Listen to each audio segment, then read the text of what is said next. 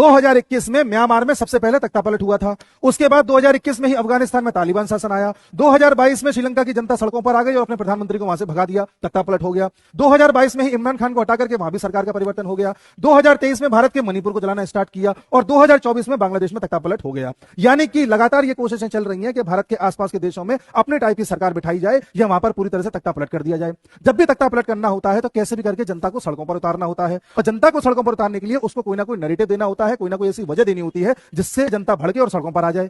इसलिए समय समय पर भारत में कभी किसान आंदोलन करा दो, कभी लद्दाख में प्रोटेस्ट करा दो, कभी मणिपुर को जला दो, कभी एक के बाद एक रेल हादसे करा दो, कभी एक के बाद एक पेपर आउट करा दो। कब तक आप चीजों को संभालोगे? कभी ना कभी कुछ ना कुछ तो ऐसा होगा कि लोगों में गुस्सा आ जाएगा और एकदम से सड़कों पर आ जाएंगे। बस उसी पॉइंट पर ऐसा कुछ काम कर दो कि सरकार बदल जाए।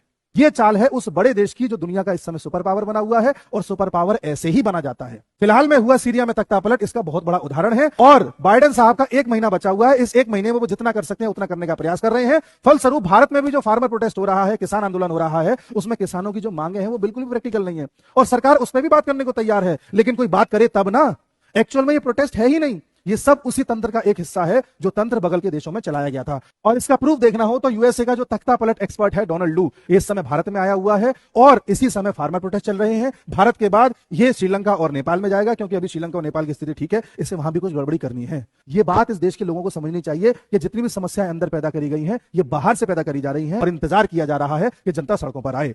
वो तो मैच्योरिटी है इस देश के प्रधानमंत्री की कि हर मामले को शांति से, धैर्य से और ठंडेपन से डील कर रहे हैं। अगर किसी भी चीज में उन्होंने स्टेप गलत उठा दिया या पुलिस के द्वारा एक लाठी चार्ज भी करवा दिया तो ये क्या हाल करेंगे, इसका अंदाजा आप लगा सकते हो।